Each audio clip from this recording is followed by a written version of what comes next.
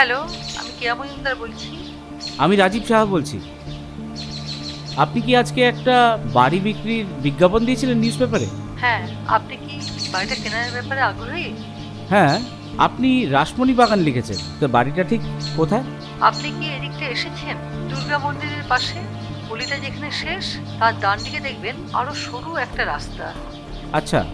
ওরই বাঁ দিকে কয়েকটা বাড়ির পর বাড়ির পেছনে ছোট্ট একটা বাগান আছে। ওকে ওকে।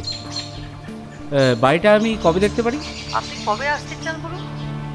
আসলে আমি বাইরে থাকি, পরশু চলে যাচ্ছি। আমি কি কাল যেতে পারি, যদি আপনার সময় হয়? হ্যাঁ, আসুন না। কখন আসবেন বলুন? আমি যদি আহ, সকাল 11টার সময় যাই। ঠিক আছে। ওকে, ঠিক আছে, থ্যাংক ইউ।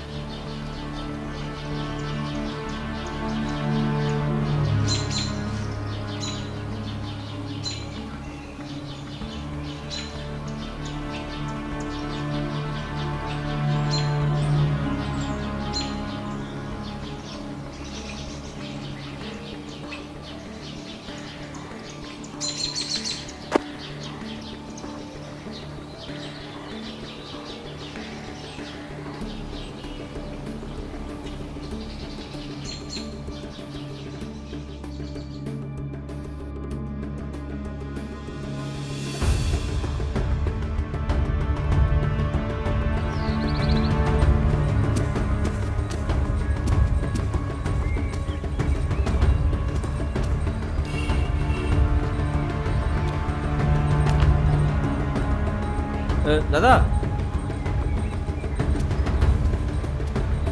এই অ্যাড্রেসটা কোথায় বলতে পারবেন? আচ্ছা, আপনি ডান দিক চলে যাচ্ছেন। আচ্ছা। ডান দিক গিয়ে একটা বাঁক পাবেন। ওকে, সোজা এগিয়ে গিয়ে বাঁ দিকে বেরিয়ে চলে যাবেন। ঠিক আছে, থ্যাংক ইউ। ওকে।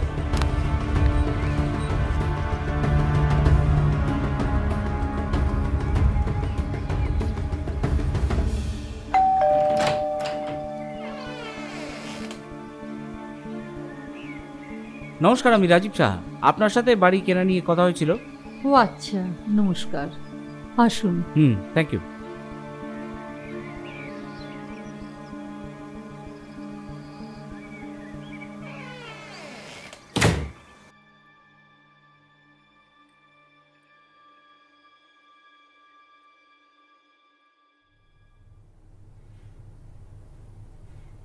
আসুন।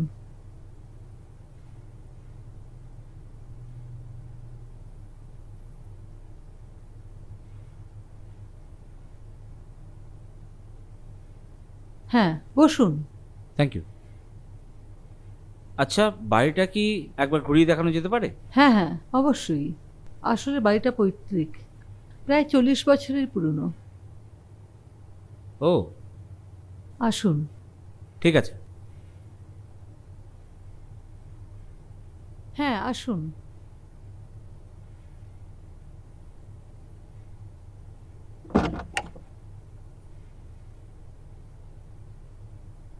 এই আমার ছেলের ঘর।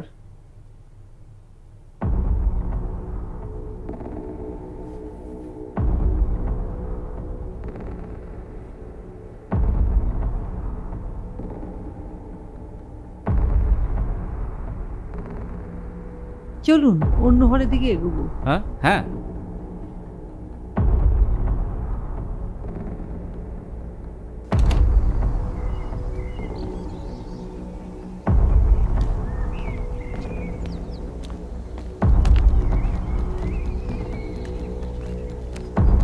এই হচ্ছে আমার বাড়ির বাগান। আচ্ছা।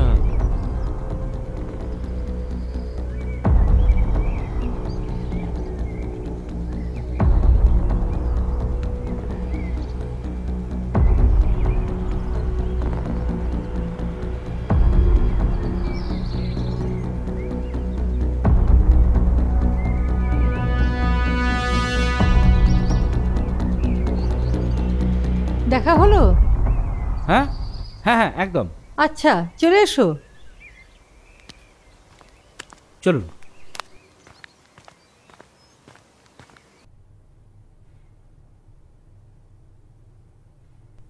উফ, উফ।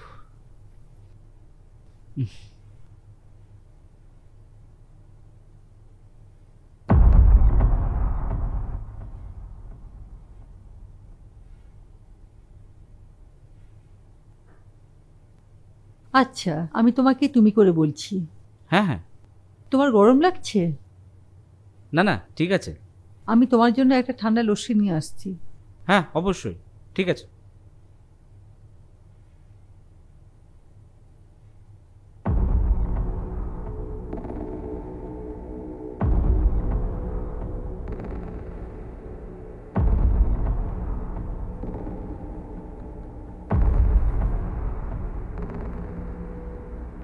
নাও। হুম,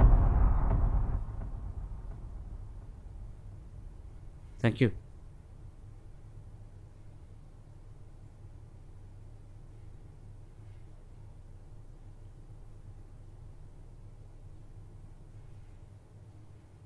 লস্যিটা ভালো ছিল তো? হ্যাঁ। আচ্ছা, বাড়ির দাম তো আপনি লিখেছেন 40 লাখ। না না, আসলে ওটা হবে 80 লাখ। ইংরেজিতে 80, বাংলায় ওরা 40 লিখেছে।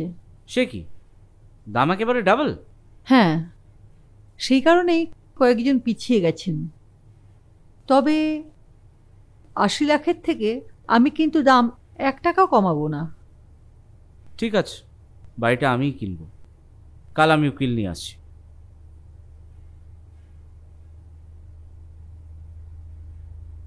রাজীব, তুমি যে বারবার যে ছবিটার দিকে তাকাচ্ছ,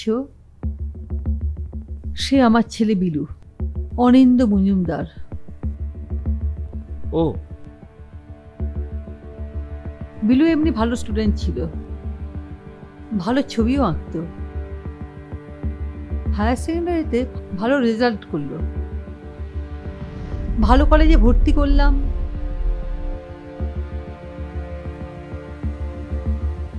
তারপর বুঝলে, কলেজে ভর্তি হওয়ার পর থেকেই ওর মধ্যে আস্তে আস্তে একটা পরিবর্তন শুরু হলো। সারাদিন বাড়িতে শুয়ে ঘুমোতো, যে ঘরটা তোমায় দেখালাম।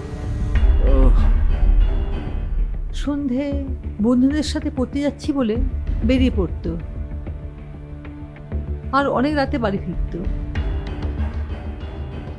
একদিন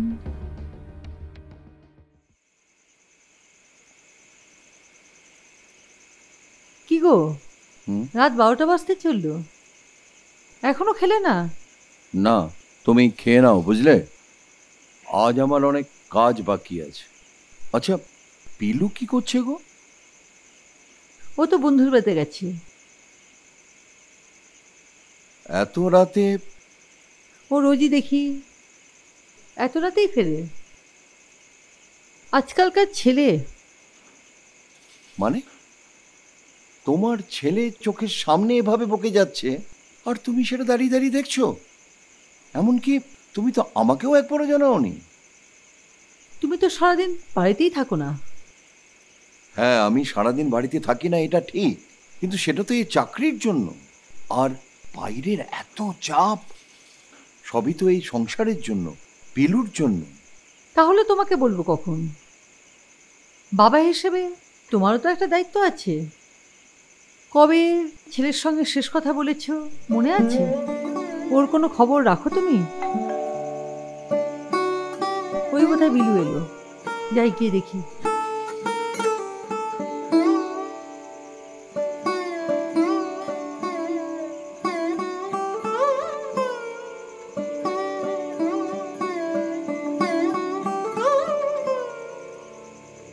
দাঁড়াও, তুমি এত রাতে ফেললে? বাবা, তুমি তুমি মদ খেয়েছো? ওরা মাঝে মাঝে হয়ে যায়। ডোন্ট বাদার। কি ডোন্ট বদার? তোর তোর এতটা অধঃপতন হয়ে গেছে? কি গো, এত চিৎকার করছো কেন? হ্যাঁ, কি হয়েছে দেখতে পাচ্ছ না? হাহ, দেখো, আমার কোনো ধারণাই ছিল না যে আমার ছেলেটা এতটা।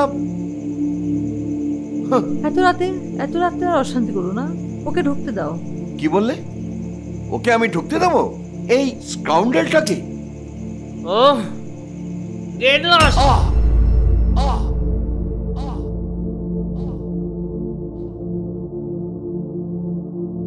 ওর বাবা পড়ে গিয়ে সেই যে অজ্ঞান হলো, তারপর আর জ্ঞান ফিরল না। ডাক্তার এসে দেখে বলল স্ট্রোক। উনি মারা গেছেন।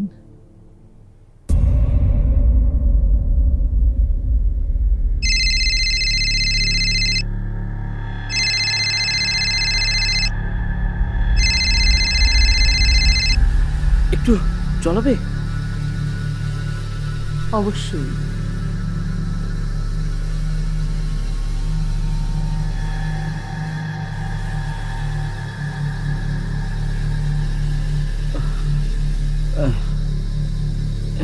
এই নাও।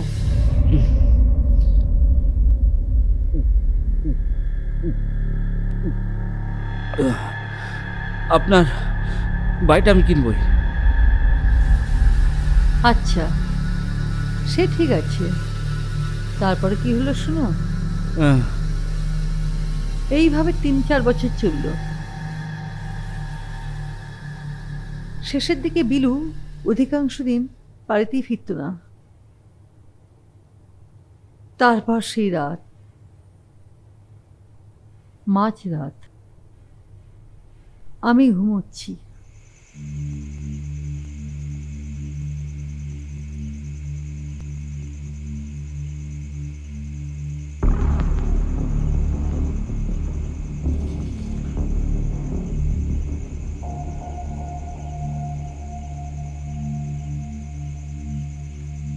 আস্তে আস্তে ঘরে যা, ঘরে ঢোক, দেখিস আওয়াজ না হয়। মা জেগেছে। কে? ব্যাগটা নিয়ে তো, ব্যাগটা। কে? বিলু?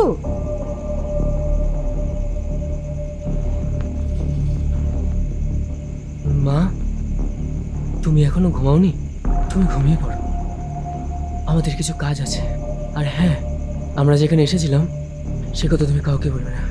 তুই ঠিক আছিস তো বিলু? তোকে নিয়ে আমার ভীষণ ভয় করছে রে। ধুর মা, তুমি সব সময় ফালতু চিন্তা করো, আমার কিচ্ছু হবে না। আর শোনো, আমাদের অনেক কাজ আছে, ঘরে যাচ্ছি আমরা। হ্যাঁ, তুমি শুয়ে পড়ো, আমাদের কিন্তু ডিস্টার্ব করবে না।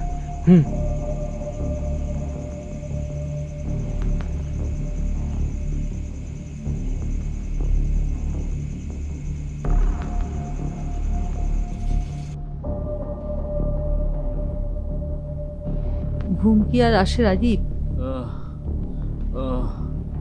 রাজীব, তোমার অসুবিধা হচ্ছে? রাজীব, তুমি ঠিক আছো তো?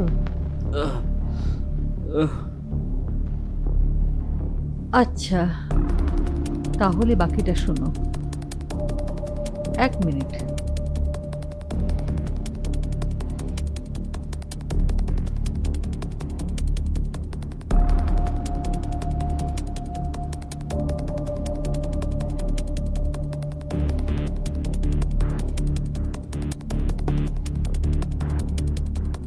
হ্যাঁ, যা বলছিলাম,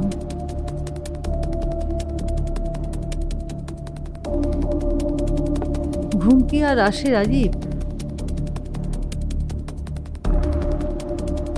আমি এই বিছানায় শুয়ে ভয়ে ভয়ে কাঁপছি। তারপরে একটু তন্দ্রা মতো এসেছিল। হঠাৎ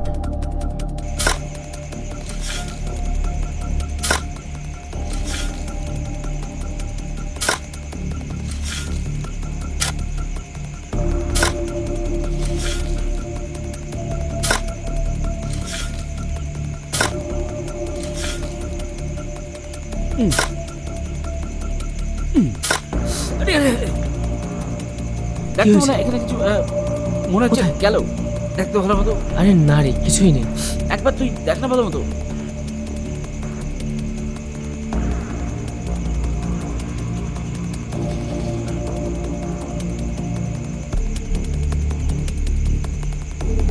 তারপরে ওরা রাতের অন্ধকারে তাড়াতাড়ি বাড়ি ছেড়ে চলে গেল। তারপর বিলু আর বাড়ি ফেরেনি। রাজীব, তুমি আমার কথা শুনতে পাচ্ছ তো? পরের দিন সবার মুখে একটাই কথা, সামনে স্টেট ব্যাংকে রাতে ডাকাতি হয়েছে। একজন সিকিউরিটিকে খুন করে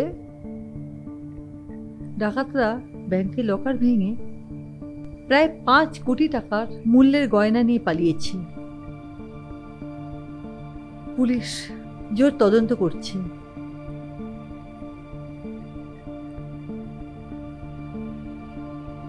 তিন দিন পর আমার বাড়িতে পুলিশ এলো। আমাকে একটা ছবি দেখিয়ে বলল, একে চেনেন? ছবিটা বুঝলে রাজীব, একটা লাশের, আমার বিলু।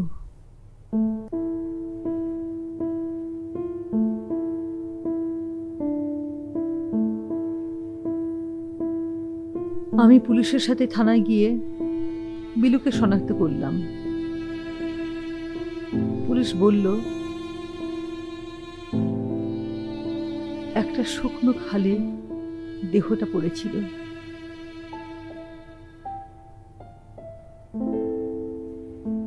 তারপর কি বলবো? পুলিশ আমাকে কতদিন ধরে কি জেরাটাই না করেছিল। আমার গোটা বাড়ি তল্লাশি করেছিল।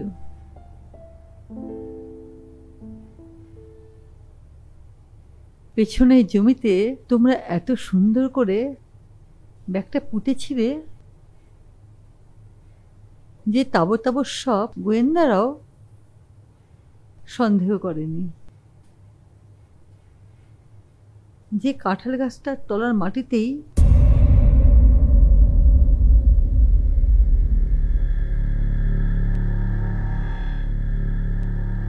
তোমার মুখের জুড়ুলটা দেখে তোমাকে আমার এক মুহূর্ত চিনতে অসুবিধা হয়নি।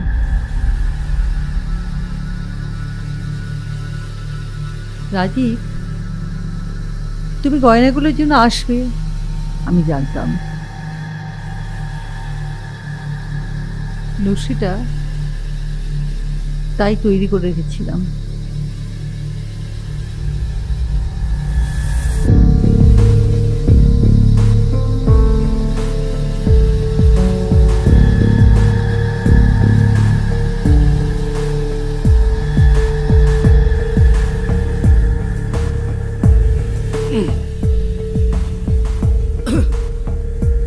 বেলু আমার সাথে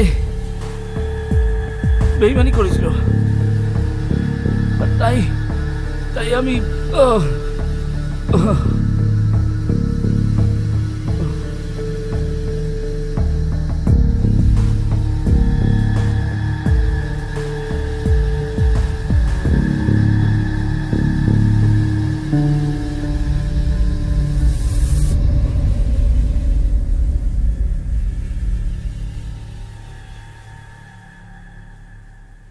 হ্যালো।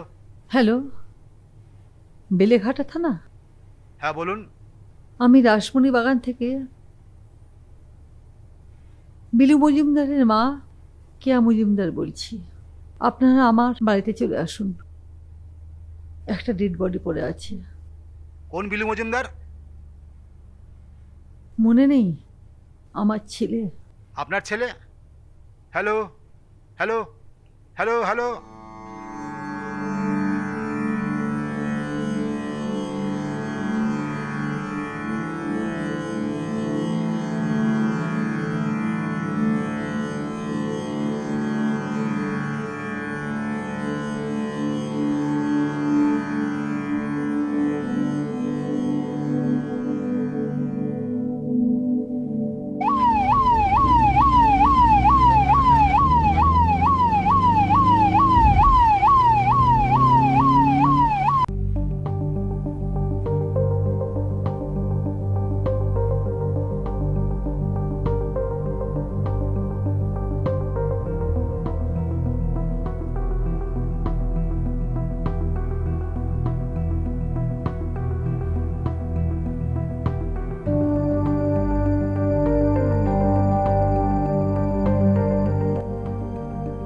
আপনি থানায় ফোন করেছিলেন? হ্যাঁ। এটা কার ডেড বডি? এ হলো আমার একমাত্র ছেলের। বিলুর খুনি।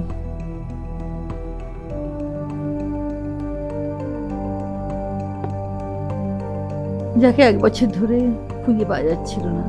কে খুন করেছে একে? আমি। আপনি? সে কি? একেই কি এতদিন ধরে খুঁজে পাওয়া যাচ্ছিল না? এই দেখো তো ঠিক করে। Yes sir.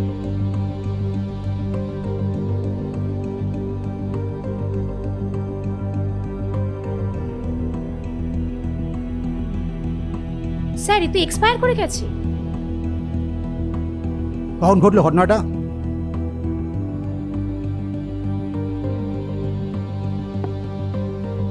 কিছুক্ষণ আগে। দেখুন, আপনাকে কিন্তু আমাদের সঙ্গে যেতে হবে।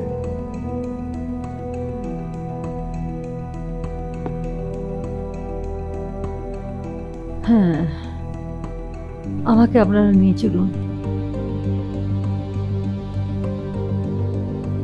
আর ব্যাংক ডাকাতির গয়না পেছনের কাঁঠাল গাছের তলায় কোথাও আছে।